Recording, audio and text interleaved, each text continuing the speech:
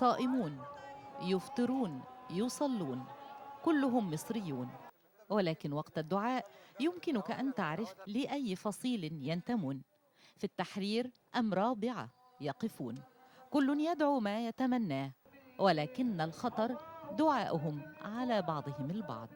اللهم اشدد وطأتك على القوم الظالمين، وانتقم من المعتدين، وانتقم من الخائنين، وانتقم ممن سفكوا دماء إخواننا.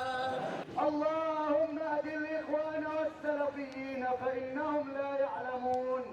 اللهم إنهم إخوة لنا في الوطن فاهدهم يا رب العالمين.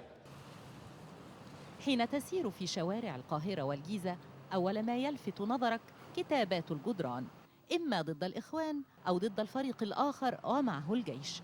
وفي كثير من الأحيان تتجاور الكتابات على الحائط الواحد ضد هذا الفريق أو معه.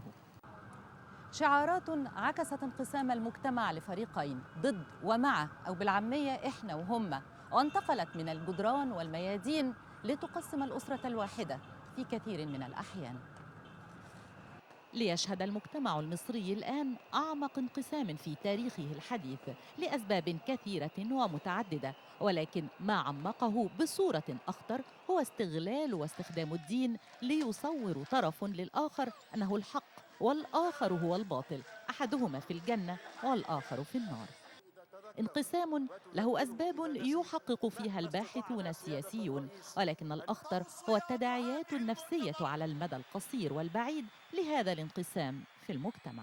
أنا متصور إن إحنا دخلنا في مرحلة اللي إحنا بنسميها في طب النفسي مرحلة الضلالات، إن كل واحد عنده ضلالة إن هو على صواب وليس على خطأ، كويس. وبالتالي فكرة إن إحنا نوافق بينهم أو نتوافق بين الجماعتين تبقى فكرة صعبة جدا.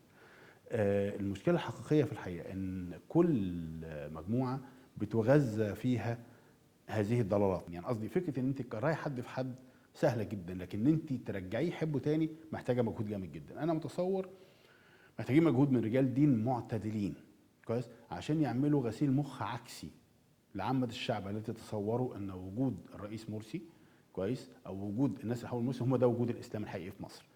الشروخ والجراح التي خلفها الانقسام في المجتمع المصري على مدى العامين والنصف الأخيرة تعمقت بصورة أكبر خلال فترة حكم الإخوان، فترة قد تبدو قصيرة ولكن آثارها المدمرة تجعل علاجها يستغرق عقودا طويلة.